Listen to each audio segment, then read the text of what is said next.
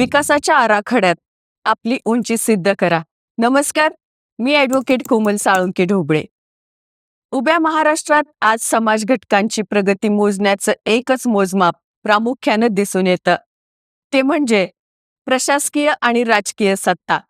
या पार्श्वभूमीवर आरक्षणापासून वंचित राहिलेल्या आणि प्रगतीच्या प्रतीक्षेत असलेल्या समाजाला आपली उंची सिद्ध करावी लागेल. या संदर्भात प्राध्यापक डॉक्टर लक्ष्मणरावजी ढोबळे साहेब यांनी केलेलं लिखाण अंतर्मुख करणारा आहे. आजचा हा भाग त्यांच्या याच लिखाणावर आधारलेला आहे. अनुकरण आणि प्रगतीची शर्यत. महाराष्ट्रात महार, नवबौद्ध आणि चर्मकार समाजामधील युवक युवतींनी मोठ्या प्रमाणात भारतीय प्रशासन सेवेत स्वतःला सिद्ध केलेलं आहे. आज IAS, IPS पदावर ही मुलं झळकत आहेत. विकास आराखड्यात जर आपली उंची सिद्ध करायची असेल तर हिंदू दलित समाजाने चर्मकार आणि बौद्ध समाजाचं अनुकरण केलं पाहिजे. थोरल्या भावानं विशेषतः महार बौद्ध समाजानं चळवळीसाठी रक्त सांडलंय, जीवाचं बलिदान दिलंय. त्या काळात 500 घराच्या गावात केवळ 5 घरं जय भीम म्हणत विद्रोहाची भाषा बोलत राहिली. त्या संघर्षातून आज तो समाज ताटमानेनं उभा आहे.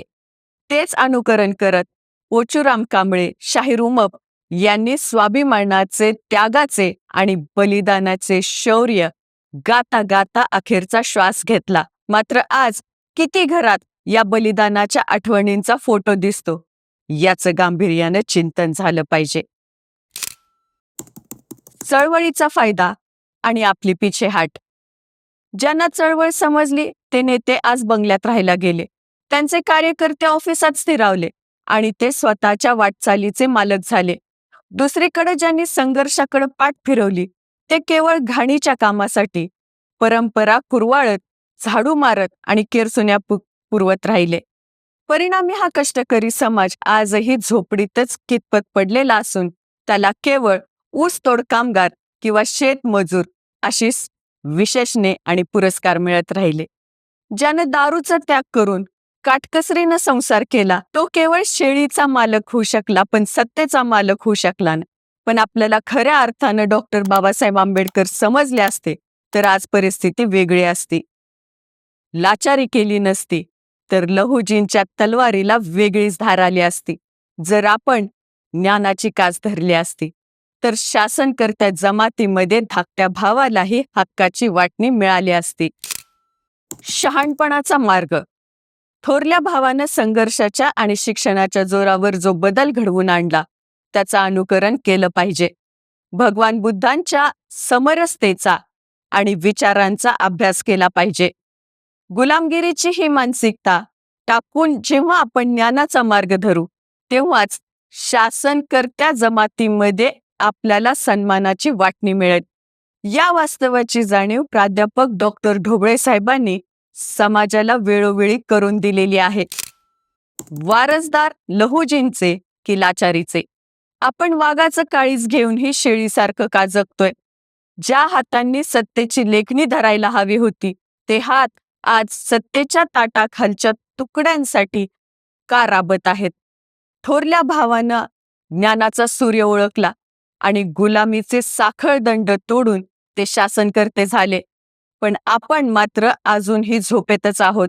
जोपर्यंत आपल्या खिशात पेनाची ताकद आणि रक्तात स्वाभिमान येत नाही तोपर्यंत ही कुत्तरोड थांबणार नाही.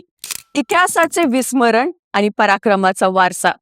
इतिहास पाहिला तर 1781 मध्ये राघोजी साळवे पेशव्यांना साथ देता देता लढले. मिसरूट फुटलेला तो तरणा बांडलेख बायका पोरांचा विचार दूर सारून त्यांनी देशहिताची नांदी सुरू केली. परंतु दुर्दैवानं त्या राघोजींची हिंदू दलितांनी कधीच आठवण केली नाही. आज केवळ पराक्रमी वीर लहुजींची गाणी तरुणांच्या ओठावर रेंगाळताना दिसतायत. मर्द मावळ्यांचा आणि सह्याद्रीचा पराक्रमी राजा म्हणून छत्रपती शिवरायांची आठवण काळजात जतन केली जाते. पण वज्रगडाच्या पायथ्याशी निकरानं लढणाऱ्या नेकीच्या नेकदार येळूमांगाची आठवण आज कोणीच ठेवत नाही. हिंदू दलितांमधल्या मातंगांचा आणि त्यांच्या शहीदांचा इतिहास जतन करायचं असेल तर पराक्रमाची अक्षरं टोकदार व्हावी लागतात. लहुजींच्या दांडपट्ट्याची केवळ चर्चा न करता घरोघरी त्यांच्या विचाराची आणि संघर्षाची पूजा झाली पाहिजे. प्रसंगी रक्ताळलेल्या वाटेवरून चालण्याची तयारी ठेवल्याशिवाय समाजात जरब आणि दबदबा निर्माण होत नाही. राजकीय उपेक्षा आणि विस्कटलेली संघटनात्मक शक्ती. आज तलवार गाजवण्याचं शतक मागं पडलं असून साहित्यरत्न अण्णाभाऊ साठेंच्या लेखणीला आणि विद्रोहाच्या वाणीला आधार करून पुढे जावं लागेल. मातंगांचं वागणं शामळं असल्यामुळं आणि मालकाची लाचारी जपल्यामुळं सध्याच्या लाभाच्या वाटणीमध्ये समाजासाठी कवडीचीही तरतूद होत नाही. आज समाजाला राजकीयदृष्ट्या मोजला जात नाही, कारण सत्तेच्या राजकारणात 1760 संघटना आपल्या पातळीवर काम करतात आणि विस्कटलेलं राजकारण करतात. एका झेंड्याखाली जातीचं नाव घेऊन राज्य पातळीवर आपला राग व्यक्त केला तरच हक्काचा वाटा ताटात मिळेल. सामाजिक वास्तव आणि आत्मसन्मानाची हाक. मातंगांची चळवळ आज गाव आणि तालुका पातळीवर पोहोचलेली आहे. राज्यात 22 माणसात आपला एक माणूस आहे. दलितांमध्ये 50 लाखांची लोकसंख्या असून हा 2 नंबरचा मोठा समाज आहे. पण 10 जणांना भारी ठरणारा मातंग इतका धाडसी असूनही त्याची आज इतकी कुत्तरोड का झाली, याचा विचार तरुणांनी केला पाहिजे. वाघासारखा धाडसी असूनही हा समाज शेळीसारखा शिलगाड का झाला?